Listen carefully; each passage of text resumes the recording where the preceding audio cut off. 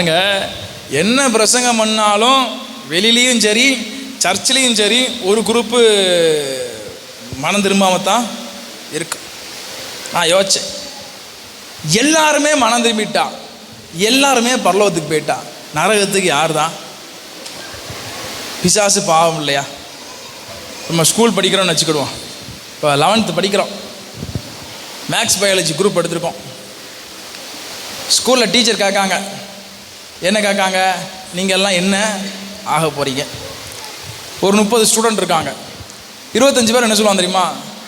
நான் டாக்டர் ஆக போகிறேன், நான் டாக்டர் ஆக போகிறேன்.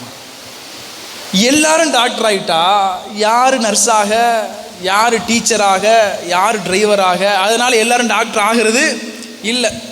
அதனால் நானும் பரலோகம் போகிறேன், நீங்களும் பரலோகம் போகிறேன்னு சொல்லிக்கிட்டு இருக்கலாம். எல்லாரும் பரலோகம் போக போகிறது பிசாசுக்கு துணைக்கு கொஞ்சால் போய்த்தான் என்ன செய்யணும், ஆகணும், வேறு வழி இல்லை. அதனால சர்ச்சுக்குள்ளேயும் சரி வெளியும் சரி ஒரு குரூப்பு ரசிக்கப்படாமல் மனம் திரும்பாமல் உருப்படுறதுக்கு தன்னுடைய மனதை இடம் கொடுக்காமல் ஒரு குரூப் எப்பவுமே என்ன செய்யும் இருக்கும். இப்போ இங்கே எத்தனை பேர் இருக்கோம்? ஒரு 150 பேருக்குள்ளே இருக்கோம்னா இதில் எப்படியும் ஒரு 50 டிக்கெட்டு பிசாசுக்கு ஆதரவாக தான், பிசாசுடைய ஸ்லீப்பர் செல்லாக தான் என்ன செய்யும் இருக்கும். அந்த ஸ்லீப்பர் செல்லு கடைசி தெரியும், ஆண்டு வரும்போது எங்கே போயிடும், நம்ம கூட தான் வருது நம்ம நினச்சிக்கிட்டு இருப்போம். நம்மளை மாதிரி அதுவும் செம்மறி ஆடு நம்ம என்ன செய்வோம் நினச்சிக்கிட்டு இருப்போம். ஆனால் அவர் தான் சொல்லுவார், இது செம்மறி ஆடா, இது வெள்ளாடா, இதில் ஓனாயா, இல்லை வேறு எதுவும் வன விலங்கான்னு அவர் தான் என்ன செய்வார் சொல்லுவார்.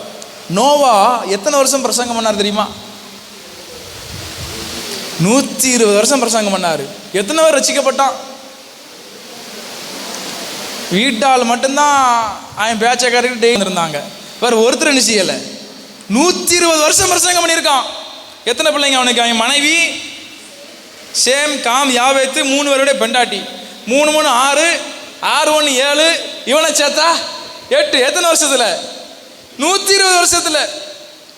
எல்லாருக்கும் நக்கலா தெரிஞ்சது.